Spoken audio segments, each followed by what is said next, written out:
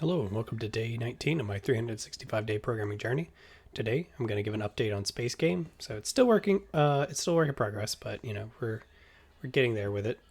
Today I focused a lot on UI and some interactions between some scripts. Mostly just a lot of fixing up old code because a lot of this I wrote a long time ago. So I reworked a good chunk of it, and you can see now we have an options menu, so we can set the different audio groups, master, music, and sound effects. We can adjust those accordingly. We have a windowed full screen borderless mode, and of course a resolution. And we can actually see that right now because I already have a build made. Go here, go to Space Game. So it starts in windowed mode because that was my last setting. So you can hear the audio in the background. Turn that down. Turn the sound effects down. Or of course we can turn them both up and turn them both down with the master. And we have borderless and full screen. I'm not going to do full screen because that for some reason takes a while for it to actually apply. So we're going to go apply this. We can set it at low res, back to high res, all that good stuff. And of course our old credits menu. So this is all working together pretty nicely. Another thing I did was set up some logic for the enemies and how they're going to shoot. So if we go into enemies here, we have a simple toggle can see player and toggle can see enemy. I could have probably made this one script, but I wanted to make it easy when interacting with the other thing that I have on them, which is this line of sight, which just has an entity range trigger, which this just text for a target entity, and it invokes all of this if enters or exits. So can see the player and can't see the player. So if it can see the player, great, it can start shooting, unless it also sees a tag of enemy, which in this case would be an ally. So yeah, they will make sure that they're not shooting their allies here, which even if they could, they can't actually harm each other because they shoot a different kind of bullet. But it's just to also help the player out a little bit so you don't have a barrage of bullets coming down on you. So if we go ahead and hit play, it should all be quiet because it should actually retain the settings from the build. Oh, it didn't. Just go ahead and turn that off. And close out the canvas. If we go over here, we can take one hit and we can kind of attack them a little bit. They have a lot more health than they probably should. But yeah, you see they're trying to attack me and they actually got me there. But yeah, so only the bottom ones that can actually see me will fire. I might tighten up the line of sight a little bit because as you can see, it's a pretty big column here. And I feel like this entity right here should be able to shoot. But because this was right here, maybe we could just scooch it in like that. But I'll do that through the box collider later. But yeah, so I'm glad that's working pretty well. I got, as you can see, the power up comes down and you can grab it.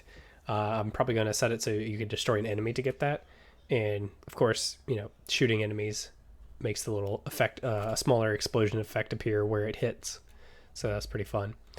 And a lot of that's done through these projectile prefabs here. So we have the bullet default, which is just the standard one. We have the slower one that isn't set up yet. It's going to be using a heat seeker logic, which is going to be tracking enemies. So that's probably what I'll be working on next. And the enemies just have a different bullet, but it's just tagged differently. So this is tagged as enemy, and it's seeking the player versus the bullet seeking the enemies. That was stumbled on my words a good bit there. Had a brain fart. So yeah, that's a lot of what I've been working on, but mostly with this game settings controller. And that's what controls all of those controls and settings that you saw earlier. I could go over this in its own video. There's a lot to it. The main points are that it can set, your resolution, your screen mode, your audios. It can handle those dynamically, and it handles those through these things called setting slider audio. And these are a derivative of my setting slider, which can just change a value in player prefs dynamically through a slider that you would put on a settings menu. Audio takes it a step further by reaching out to this trigger audio fade and displays out how loud the the actual volume is for that object. And you can go to johnleonardfrench.com here, and he has a really awesome tutorial on how you should change audio and fade audio in Unity, and that's what it uses here. So there's a lot to it. And these hush tracks are old. I actually I'm not 100% sure what they're used for. I pulled this from my Dynamites project, and I think that's just to quickly swap out a track. I think they use it in here somewhere, but I could be wrong because it doesn't look like it does. But yeah, it's a lot of old code, and that's one of the things I regret about pulling this in from older projects is, dealing with that old code. Bullets pretty easy. Enemies are just simple. This play effect is probably one of my favorite ones. I could use a pool like in one of my other videos I showed off the other day, but right now it's just using the clunky instantiate. But you can play it and play sounds through it, which reaches out to the audio manager, of course, and it's just an easy way to play an effect once whatever you're using is good to leave the scene. So if you want to deactivate an enemy, but you also want to play an effect, you don't have to play a different animation. You could just remove the enemy and then play one of these effects, which we have the effect explosion and small explosion, and the sparkle, which is used for the power up here. But yeah, that's a pretty high level overview of what updates I've gotten for Space Game. It's nothing spectacular. It doesn't even have any game states yet, but I think it's a fun project, just a little project to have something interesting and longer lasting on the channel versus the one-off videos that I typically do.